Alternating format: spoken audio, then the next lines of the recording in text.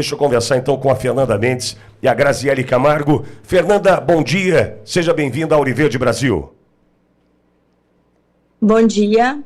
É uma grande satisfação para nós no Movimento SOS essa oportunidade de espaço para podermos divulgar para o resto do país as urgências que estamos vivendo acumuladas, como tu bem disseste, nos anos de seca, na calamidade da enchente que o país todo vivenciou, mas as águas baixaram e a calamidade no agro segue cada vez mais séria e cruel, comprometendo a todos que estão na atividade.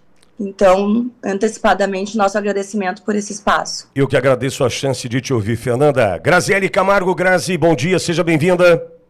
Bom dia pessoal, é uma honra estar falando com você.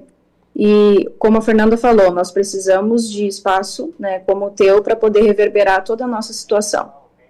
Olha, eu quero agradecê-las pelo seguinte motivo.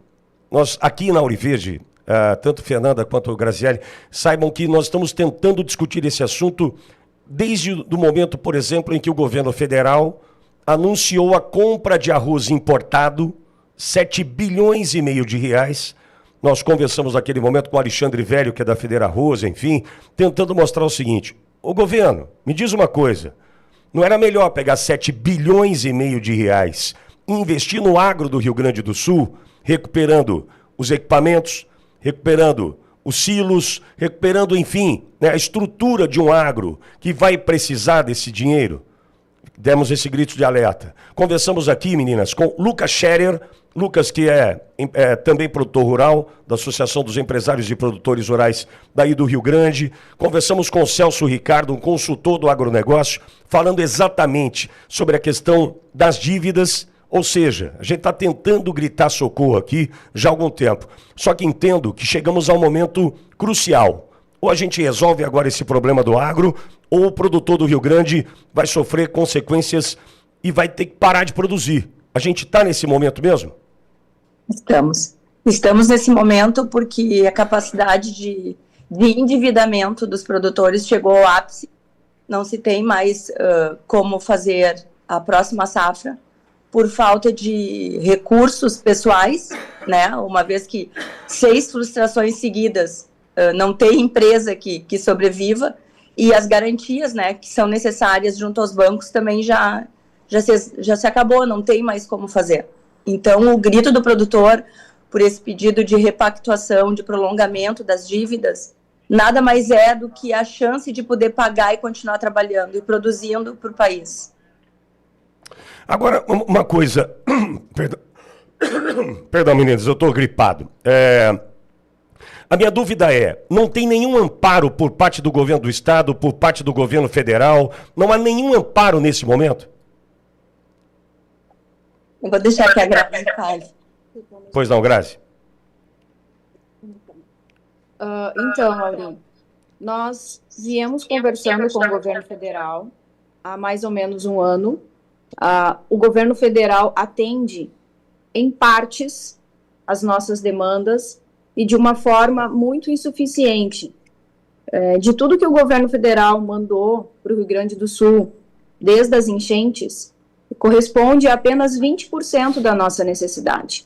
E o que a gente precisa é de mais recurso financeiro, é de uma solução definitiva e de uma solução com prazo longo, para que a gente mesmo, nós, produtores rurais, possamos trabalhar e pagar por tudo aquilo, né, que a natureza levou de alguma forma, ou seja, com a enchente, ou seja, com a falta de chuva. Então, o que nós viemos fazendo nesses últimos 12 meses é levar para o governo federal, que ainda tem-se uma necessidade de ampliar e de melhorar tudo aquilo que o governo federal anuncia e publica que ele está fazendo.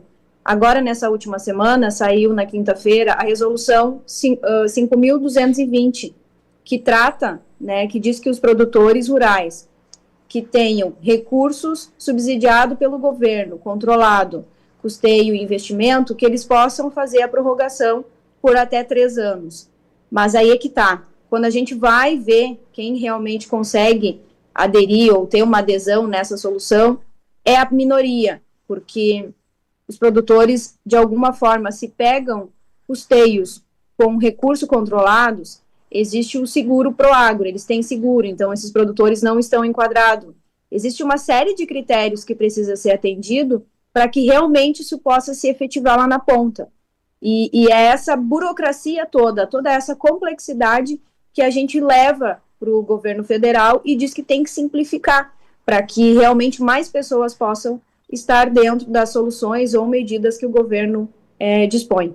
E também complementando, falando agora de Proagro, as pessoas podem pensar, né, por desconhecimento, porque isso não é muito divulgado. O Proagro, ele não satisfaz integralmente os prejuízos.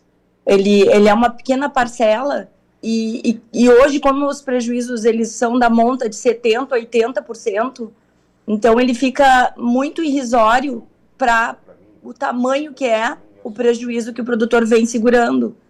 E também tem a questão das mudanças do Proagro, que é justamente, vai haver uma audiência pública dia 10, que o governo federal está com esse ânimo de melhorar o Proagro, mas a situação atual ela é muito, muito desesperadora, porque nós estamos vendo que aqui no Sul nós temos a possibilidade de 2 safras, e a safra de agora está comprometida por tudo que está acontecendo. Vai ser a primeira vez que o Rio Grande do Sul vai ter uma safra menor em tamanho de área e em produção. Diminuiu a safra de inverno, a safra de trigo vai ser reduzida. Agora, uma dúvida. Qual é a força ou como tem agido a Frente Parlamentar do Agro dentro da Câmara? Porque eu sei que é uma das maiores, se não a maior. A gente trata o agro como a locomotiva do Brasil, 30% do PIB. Qual a importância que tem sido dada, né, pela Frente Parlamentar do Agro diante dessa situação? Os espaços estão sendo dados. Existem projetos de lei tramitando, mas é tudo muito moroso.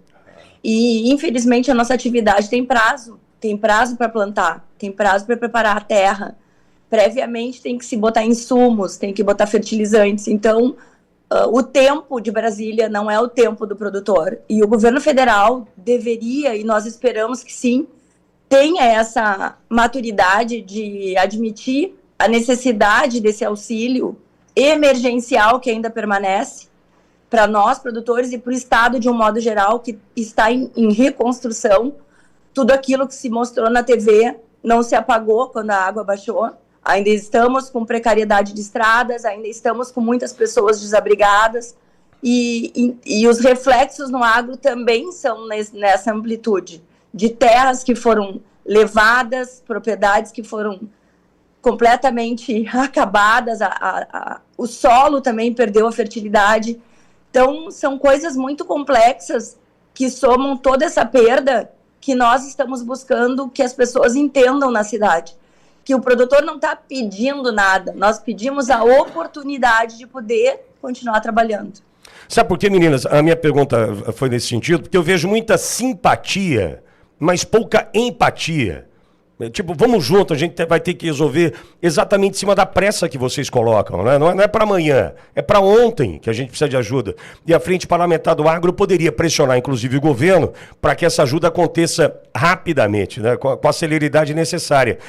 Foi por isso, foi nesse sentido a minha pergunta, porque tem um projeto de lei, pode até tramitar, comissão, aprovação, Senado, volta, sanção do governo federal, perdeu uma safra, concordam? Sim.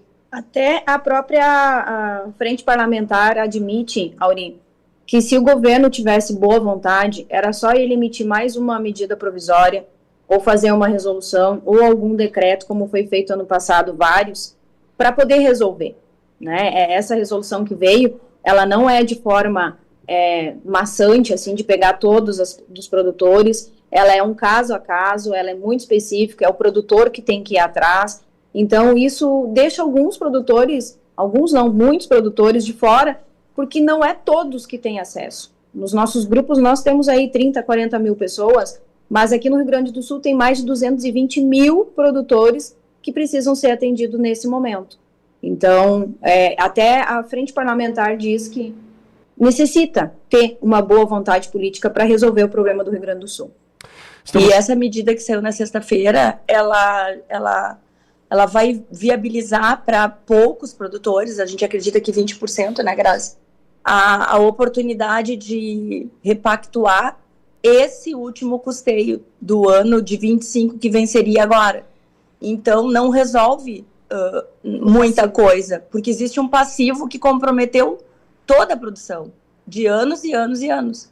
Então, essa medida do governo foi boa, foi para nos dar um canudinho para respirar embaixo d'água, para que seja feita alguma resolução mais robusta, que realmente venha para solucionar o que nós precisamos.